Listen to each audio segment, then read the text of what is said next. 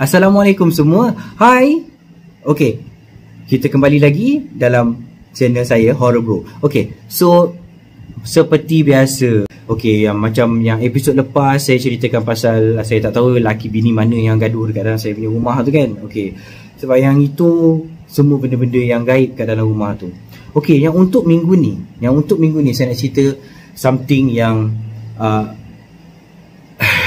ini memang bagi sesiapa yang tak berapa kuat untuk duduk rumah sorang-sorang apa semua kan. Okay, korang better dengar waktu siang. Sebab apa, dia agak menyeramkan lah. Dia agak menyeramkan. Dia bukan something yang korang tak nampak. Dia memang korang nampak.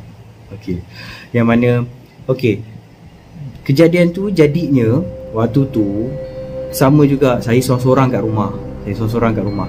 Almari yang memang dah built-in dekat dalam rumah tu, saya tak tahu dah berapa lama. Memang dia built-in dekat dalam rumah tu. Dia bukan almari yang kita boleh angkut keluar apa semua, tak. Memang dia letak terus dekat dalam tu. Okay, so dekat dalam almari tu kalau tak silap saya lebih kurang dah 10 kaki punya tinggi. Memang almari yang sangat tinggi, sangat besar. Dia melekat kat dinding dekat dalam bilik.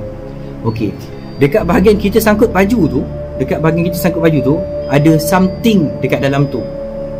Actually saya tahu dekat dalam saya punya almari tu ada something. Memang saya tahu daripada awal saya duduk, saya dah tahu memang ada something dekat dalam tu. Sebab saya pernah buka pada waktu malam, dan itulah last yang saya akan buka pada waktu malam. Dia menyuruh dekat dalam tu. Dia bukan nyuruh, dia sedih. Saya rasa dia sedih sebab dia bukanlah pandang kita kan, dia tak.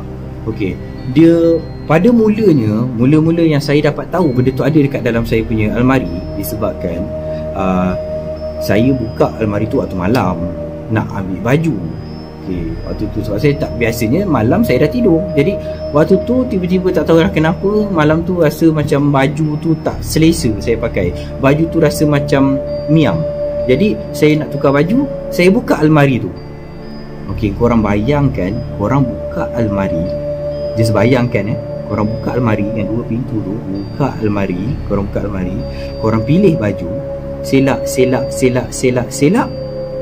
Then tiba-tiba bila korang selak, ada something tengah berdiri dekat depan korang, tapi dia pandang ke dalam. Dia pandang ke arah dalam almari. Dia tak pandang ke luar, dia pandang ke dalam almari. Faham tak? Jadi dia membelakangi korang, tapi korang duk selak. Selak sekali. Dia macam okay, tutup balik. Macam tu. Tarik balik baju tu, bagi rapat, tutup. Terus tak jadi tukar baju. Memang tak jadi langsung tukar baju. Tapi peristiwa tu jadi masa saya baru lagi duduk situ. Masa tu saya baru masuk sekolah menengah. Sebab saya pindah ke sana masa saya sekolah rendah. Jadi waktu tu saya baru masuk sekolah menengah. Saya lalu keadaan tu, dan lepas tu saya tak berani nak buka pada waktu malam. Tapi tak tahulah macam mana saya boleh terlupa. Masa tu saya dah habis sekolah. Okey, dah habis sekolah. Benda tu dah lama lah. Jadi maksudnya dah lama dah saya dah terlupa yang benda tu tak boleh buka pada time waktu malam. Jadi ada sekali tu saya balik kerja pukul saya closing. So masuk kerja petang, saya balik pukul 10 malam. So sampai rumah dalam pukul 11 lebih lah macam tu. Dengan baju kerja apa sebagainya. Biasanya saya akan ambil baju yang saya lipat dekat tempat saya simpan seluar. Kan seluar kita lipat, kita tak gantung. Jadi kita letak dekat tempat tu baju. Waktu tu bila saya pergi tengok, baju tak ada kat situ. Tapi tak teringat yang mana jangan buka almari. Jangan buka almari bahagian sangkut baju. Saya tak teringat langsung time tu. Dia rasa macam something yang kita dah lupa.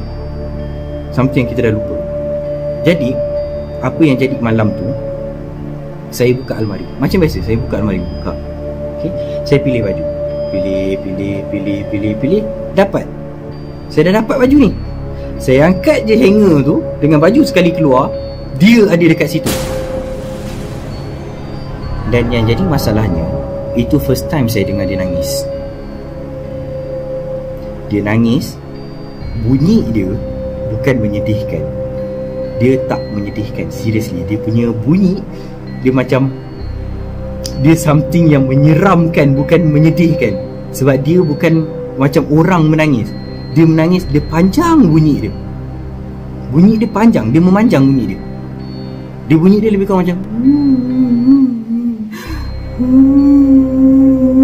bunyi macam tu. Dia bukan macam orang nangis. Macam orang biasa menangis, dia akan macam macam tu kan. Okay, ini tak ada. Dia memanjang, dia menghadap dinding tu. Lepas tu saya dah pegang baju ni dengan hanger. Pegang baju tapi jam kat situ kejap sebab dengar dia nangis. Slow-slow tarik baju tu keluar, tutup almari. Masalahnya time tu dia tak habis dekat situ. Masa yang saya form 1, atau salah saya form 1, yang first saya jumpa dengan benda tu, saya tutup almari and then dah tak ada apa-apa jadi. Tapi kali ni dia bukan itu saja, dia tak sampai situ. Saya ambil baju tu, saya letak dekat dalam dan dekat atas tilam.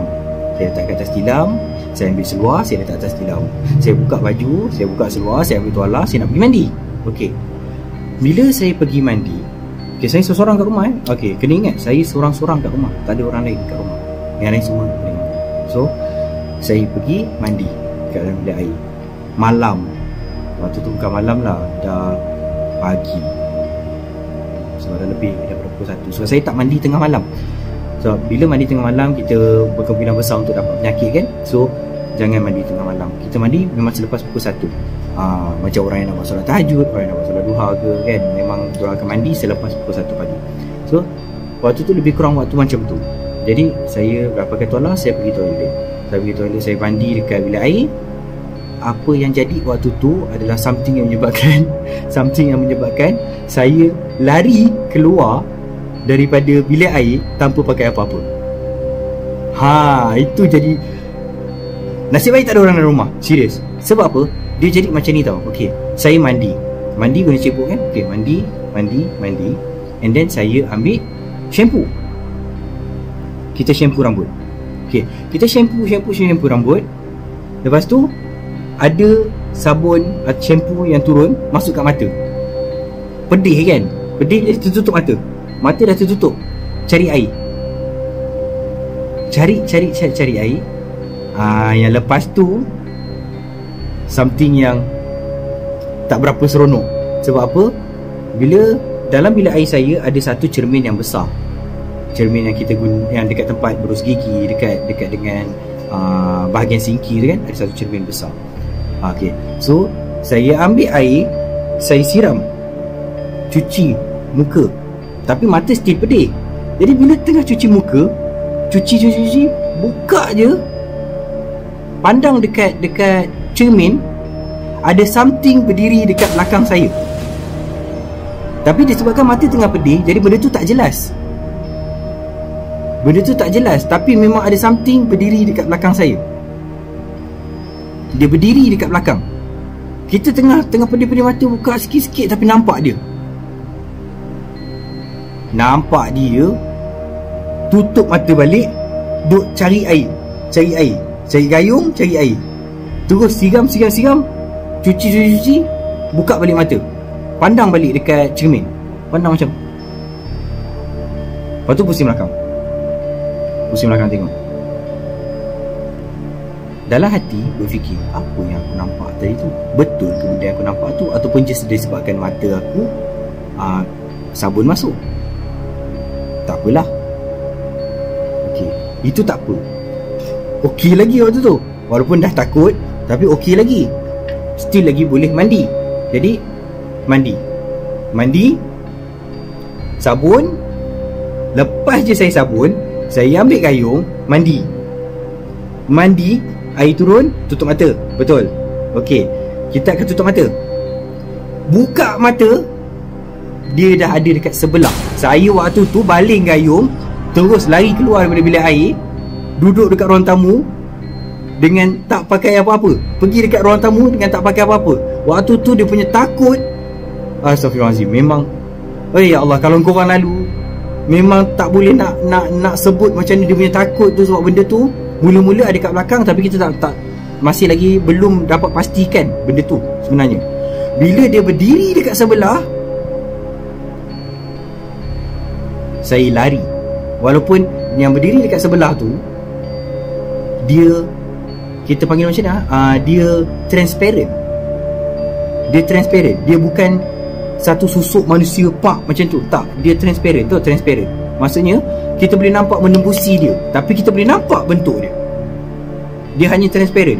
Dan bila saya nampak bentuk yang sama dengan benda yang saya nampak dekat dalam almari saya, saya tak nak cakap macam mana korang punya perasaan time tu. Macam mana bila dia dengan dia, okey, saya macam ni, dia dekat sebelah tapi dia macam ni. Faham tak? Dia menghadap sebelah sana. Dia menghadap ke sebelah sana. Nah, dia tak menghadap kita. Dia menghadap ke sebelah sana. Okey. Tapi waktu tu dah lari keluar dari bilik air apa semua. Nasib baiklah yang shampoo tadi dah siram, yang sabun tadi dah siram.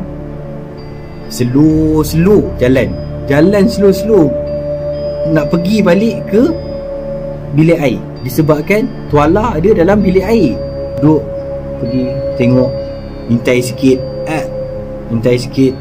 tengok tak ada. Okey, tak ada. Jalan sampai depan, sebab lampu masih lagi terbuka, jadi dia terang kat dalam tu, terang. Jadi bila pergi tengok, okey, tak ada pun. Ni saya masuk ke dalam bilik air tu, pegang pintu pegang, tangan lagi satu capai tuala. Sebab saya takut waktu saya tengah capai tuala, dia tutup pintu ke, pintu tak boleh buka ke. Ni saya pegang pintu ni, pergi capai tuala, lap badan. Dan saya duduk kat ruang tamu dengan tuala.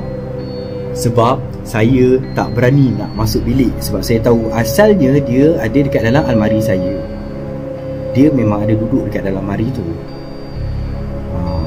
Jadi asalnya memang dia dekat dalam almari tu. Kalau saya masuk kat bilik, sebab tadi dia dah keluar, dia ikut saya pergi ke toilet. Jadi mungkin dia tak ada dekat dalam almari tu, dia mungkin ada dekat luar almari. Okey, dia ada dekat luar almari. Sebab ini bukan kali pertama dia keluar daripada almari. Cuma yang kali ni dia kacau saya macam teruk betul. Serius, dia kacau gila-gila kan waktu tu. Tapi tak apalah, itu bukanlah kali pertama dia keluar daripada almari. Jadi saya duduk dekat ruang tamu dengan tuala, tunggu. Tahu sampai pukul apa tunggu? Sampai tak boleh tidur, tunggu sampai azan subuh. Lepas azan subuh, kita berani sikit tau, sebab dah ada bunyi azan apa semua, dah berani sikit masuk dalam bilik. Okey, saya ambil baju. Allah, janganlah kacau.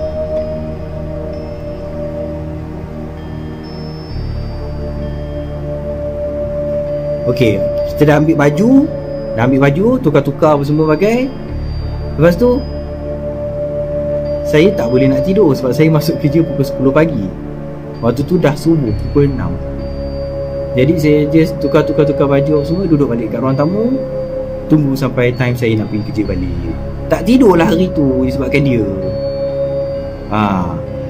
Jadi rasanya korang boleh faham kot perasaan time tu duduk sorang-sorang kat rumah. Mak, ayah, adik semua dah balik kampung, kita sorang-sorang kat rumah dengan kejadian yang macam tu. Berani tak korang nak tidur, nak masuk bilik tidur, tutup lampu, dengan dah tahu dekat dalam almari yang ada dekat sebelah katil korang tu, dia ada dekat dalam tu? Kalau korang berani, kalau korang rasa korang cukup kuat untuk buat benda-benda tu, bagi tahu saya, kita try. Bukan kita lah, korang. Saya tak nak try dah, bila. Okay, so yang itu cerita untuk episod kali ni. Okay, yang mana episod yang sebelum ni, yang mana seorang daripada bilik yang bunyi macam lelaki, yang mana seorang bunyi dekat dapur memasak, mungkin isteri. Dan yang dekat dalam bilik saya tu mungkin anak dia, berkemungkinan lah. Sebab apa? Daripada gaya, daripada apa yang jadi, apa sebagai, saya boleh buat kesimpulan diorang adalah berkemungkinan besar adalah satu family kat dalam tu. Yang pocong kat dalam bilik adik saya, lepas tu perempuan yang menangis kat dalam bilik saya, Lepas tu yang bergaduh dekat dalam bilik mak ayah saya, yang memasak dekat dapur. Yang itu berkemungkinan besar diorang adalah satu family. Jadi saya tak tahu apa kisah dekat rumah tu yang selain daripada ada seorang perempuan bunuh diri. Itu je. Yang pasal rumah yang saya duduk tu, itu saja yang saya tahu. Yang mana ada perempuan tu bunuh diri, dia lompat daripada tingkat 13. Rumah saya tu tingkat 13. Itu je kes yang saya tahu. Yang perempuan tu lompat ke bawah, putus cinta. Jadi yang lain saya tak tahu. Saya tak tahu apa kes yang sebelum tu.